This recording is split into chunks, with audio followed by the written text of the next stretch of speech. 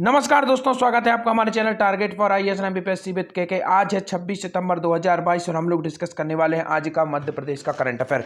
काफ़ी कुछ इंपॉर्टेंट होने वाला है आज का मध्य प्रदेश का करंट अफेयर, जिसमें हम डिस्कस करेंगे मध्य प्रदेश टूरिज्म बोर्ड ने किस देश में किया रोड शो। काफ़ी अत्यंत इंपॉर्टेंट है, तो इसको भी हम यहाँ पर देखेंगे। तो चलिए शुरू करते हैं विदाउट वेस्टिंग ऑफ टाइम। हमारा पहला क्वेश्चन है, मध्य प्रदेश टूरिज्म बोर्ड ने किस देश में किया रोड शो। आपका ऑप्शन नंबर 1 है फ्रांस में किया, कनाडा में किया, मॉरिशस में किया या फिर अमेरिका में किया। राइट आंसर इज डेट फ्रांस। जी हाँ दोस्तों, मध्य प्रदेश का जो टूरिज्म बोर्ड है इसने किस देश में किया रोड शो? फ्रांस में किया। काफी अधिक इंपॉर्टेंट है। इसके साथ ही साथ आपको यह भी याद रखना है दोस्तों कि जो मध्य प्रदेश टूरिज्म बोर्ड है इसकी स्थापना कब हुई थी? 1975 में इसकी स्थापना हुई थी।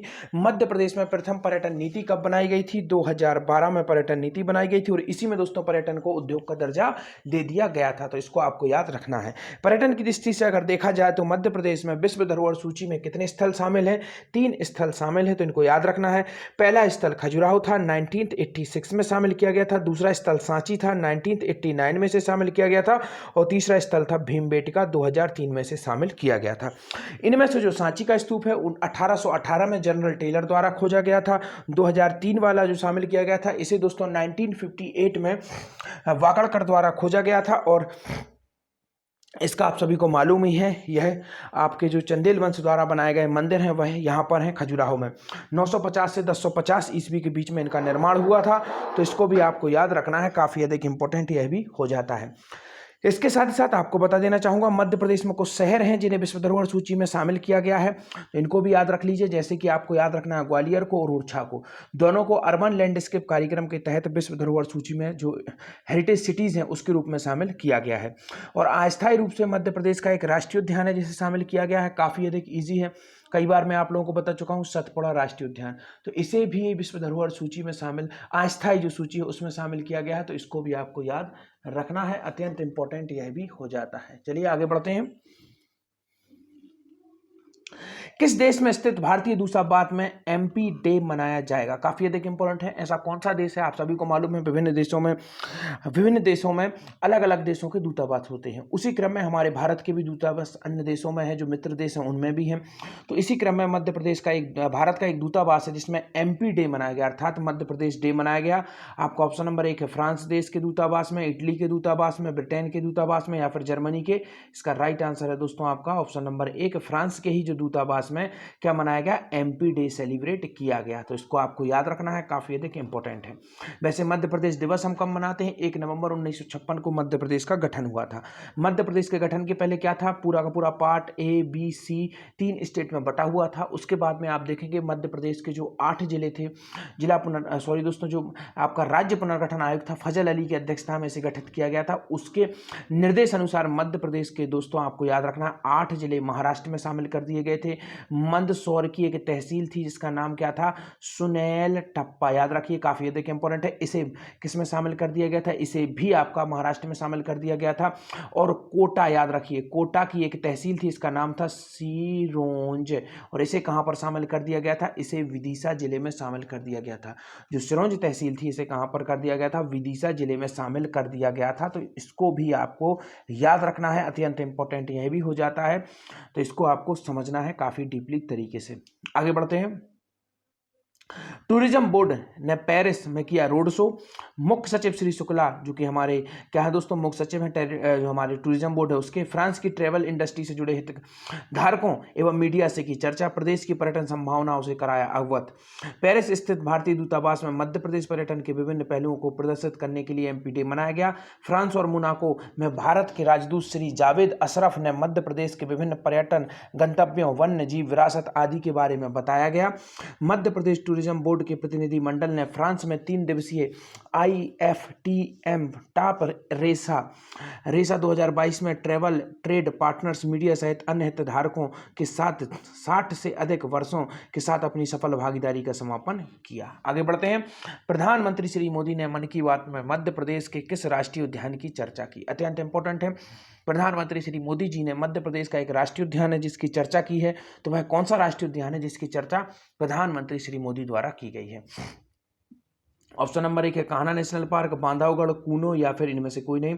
राइट आंसर है दोस्तों कूनो। कूनो में अभी नमीबिया एक देश है जहां से चीते लाए गए थे और 17 सितंबर यानी कि प्रधानमंत्री श्री मोदी जी के जन्म दिवस के अवसर पर यहाँ पर चीते छोड़े गए थे और उसी की चर्चा मन की बात में प्रधानमंत्री श्री मोदी ने कहा और इन्होंने कहा कि एक प्रतियोगिता आयोजित की जाएगी माई गवर्नमेंट ऐप के माध्यम से और इसमें इन चीतों के विभिन्न प्रकार के नाम सुझाए जाएंगे और प्रथम पुरस्कार वाले व्यक्ति को यहाँ पर सबसे पहले चीतों का दर्शन कराया जाएगा। तो इसको भी आपको याद रखना है। इसके साथ ही साथ आपको याद रखना है कितने चीते लाए गए थे, यह फैक्ट आपको याद रखना है। इसका जवाब आपको देना है कमेंट सेक्शन में। काफ़ी इजी है, कई बार मैं बता चुका हूं, इस बार आपको इसका जवाब देना है। यहाँ पर आपको बताऊंगा मैं कुछ राष्ट्रीय उद्यान से संबंधित इंपॉर्टेंट फैक्ट, जैसे कि जो आपके टाइगर जो प्लान है वह योजना कहाँ पर लागू की गई थी। सबसे पहले 1973-74 में कान्हा नेशनल पार्क में की गई थी। मध्य प्रदेश का सबसे बड़ा नेशनल पार्क है, लगभग 900 किलोमीटर क्षेत्र में विस्तृत है। बेंगा जनजाति यहाँ पर निवास करती है, तो इसको भी याद रखना है। और बेंगा मंगलू के नाम पर यहाँ पर सड़क का भी नामकरण किया गया है, तो इसको भी आपको याद रखना है। अत्यंत इंपॉर्टेंट यह भी हो जाता है। इसके साथ ही साथ आपको याद रखना है दोस्तों कान्हा नेशनल पार्क से संबंधित बहुत इंपॉर्टेंट फैक्ट यह भी है कि यहाँ पर दोस्तों बामनी की दरार, याद रखिए बामनी की दरार नामक जो पहाड़ी है जो यहाँ का सबसे ऊंची पहाड़ी है, तो इसको भी याद रखना है। बामनी की दरार इसका नाम है और यह सबसे ऊंची पहाड़ी है। कहाँ की सबसे ऊंची पहाड़ी है? कान्हा नेशनल पार्क की सबसे ऊंची पहाड़ी यही है। बांधवगढ़ काफी अधिक इंपॉर्टेंट है। हॉट एयर बलून सफारी एकमात्र राष्ट्रीय उद्यान जहाँ पर शुरू की गई है और अभी हाल ही में एक डाटा प्रकाशित हुआ था, सबसे अधिक पर्यटकों ने टूरिज्म है जो जहां पर सबसे अधिक विजिट किया गया, तो this is the right answer is Bandhavgarh national park. Umaria में है, इसको याद रख लीजिए। और यहां पर हवाई सेवा भी उपलब्ध कराई गई है। सबसे पहले हवाई सेवा कहां पर उपलब्ध कराई गई थी? कान्हा में, उसके बाद बांधवगढ़ में उपलब्ध कराई गई। 32 पहाड़ियों से यह घिरा हुआ है, तो इसको भी याद रखना है।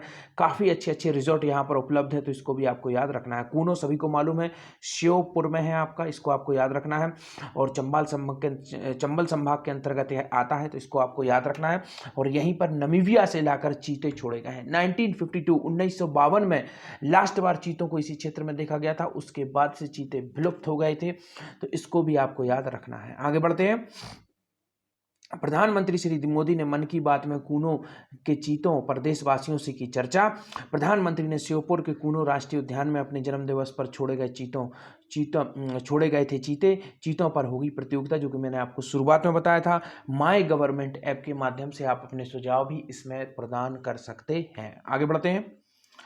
36वें राष्ट्रीय खेल का आयोजन किस राज्य में किया जा रहा है? काफी अधिक इंपॉर्टेंट यह फैक्ट है दोस्तों, इसको याद रख लीजिए, क्रम जरूर याद रखिए। This is the most important types of fact. देखते हैं आपका ऑप्शन नंबर 1 है गुजरात में, महाराष्ट्र में, छत्तीसगढ़ में या मध्य प्रदेश में। राइट आंसर क्या होगा? मध्य प्रदेश नहीं, right answer is that Gujarat. अब आप सोचेंगे हम बात कर रहे हैं मध्य प्रदेश के करंट अफेयर की, and why I am discuss about Gujarat.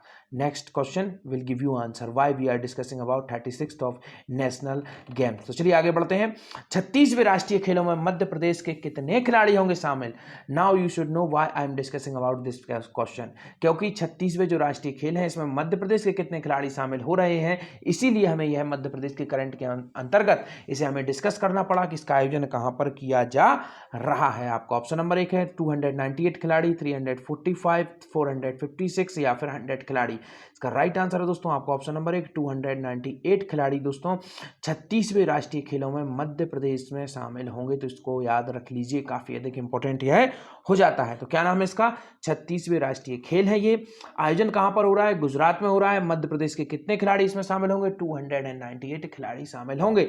अब नेक्स्ट क्वेश्चन यहां से यह बनता है कि आखिरकार मध्य प्रदेश के खिलाड़ी शामिल तो होंगे, परंतु कितने खेलों में शामिल होंगे? तो 36वें राष्ट्रीय खेल गुजरात में हो रहे हैं, मध्य प्रदेश के कितने खेलों में भाग ले रहा है? आपका ऑप्शन नंबर 1 है 25 खेल, 26 खेल, 27 खेल, 28 खेल। इसका राइट आंसर है दोस्तों 25 गेम। याद रखिए 25 खेलों में हमारा प्यारा मध्य प्रदेश 36वें राष्ट्रीय खेल जो गुजरात है उनमें भाग ले रहा है। मध्य प्रदेश के दोस्तों किस शहर में शूटिंग प्रतियोगिता, राष्ट्रीय शूटिंग प्रतियोगिता आयोजित की जा रही है? भोपाल में। शूटिंग अकेडमी कहां पर है? भोपाल में। 2007 में स्टेब्लिश हुई थी। याद रखिए, दोबारा से जल्दी जल्दी रिवाइज करा दूंगा आपको दोस्तों। 2007 में काफी सारी अकेडमी स्टेब्लिश हुई थी। कौन कौन सी हुई थी? सबसे पहले आपको याद रखना है shooting academy, second hockey academy, इसके बाद वाटर स्पोर्ट, इन सबको याद कर लीजिए और भोपाल को याद कर लीजिए। भोपाल में इन सबको स्टेब्लिश किया गया था। तीरंदाजी अकेडमी 2013 जबलपुर। 2018 में आपकी उज्जैन में स्टेब्लिश की गई थी कौन सी अकेडमी? मलखंभ अकेडमी, जो कि मध्य प्रदेश का राजकीय खेल भी है। राष्ट्रीय खेल में मध्य प्रदेश के 298 खिलाड़ियों का दल गुजरात जाएगा। 7 साल के लंबे अंतराल के बाद 36वें राष्ट्रीय खेल गुजरात में हो रहे हैं। मध्य प्रदेश 25 खेलों में भाग ले रहा है। 298 खिलाड़ी इसमें भाग ले रहे हैं और 86 ऑफिशियल जो कि अधिकारी वर्ग होगा वह इनके साथ जाएगा। पिछली बार दोस्तों केरल में हुए थे राष्ट्रीय खेल और इसमें मध्य प्रदेश ने 91 पदक लेकर 6वें स्थान पर रहा था और इस बार 100 पदक प्राप्त करने का लक्ष्य रखा गया है। इस बार शीर्ष 5 में रहने का लक्ष्य रखा गया है। गुजरात में 29 सितंबर से 12 अक्टूबर तक होने वाले राष्ट्रीय खेल अहमदाबाद, गांधीनगर, बड़ोदरा, राजकोट, सूरत और भावनगर में होंगे। देखते हैं नेक्स्ट क्वेश्चन, किस एक्सप्रेस ट्रेन पर दिखेगी मध्य प्रदेश पर्यटन की झलक? वंदे भारत, बुलेट ट्रेन, गरबा या फिर पर्यटन एक्सप्रेस? राइट आंसर है दोस्तों गरबा एक्सप्रेस। याद रख लीजिए, काफी अधिक इंपॉर्टेंट है। देखते हैं, गरबा एक्सप्रेस पर देश को दिखेगा मध्य प्रदेश की झलक। मंत्री श्री ठाकुर उषा ठाकुर हैं, मध्य प्रदेश की पर्यटन मंत्री हैं। गांधी धाम जो जंक्शन है वहीं पर गरबा एक्सप्रेस पर मध्य प्रदेश की ब्रांडिंग का इन्होंने अनावरण किया है, तो यह आपको याद रखना है, काफी अधिक इंपॉर्टेंट यह हो जाता है। आज के आपके क्वेश्चन है, मध्य प्रदेश को सुजलाम 2.0 कैंपेन में कौन सा स्थान मिला? नेक्स्ट है आपका विश्व रंग पुस्तक यात्रा है किसके द्वारा आयोजित किया गया? Thank you so much watching this video. बने रहे हमारे साथ target for IAS and MPPSC with KK। Thank you so much.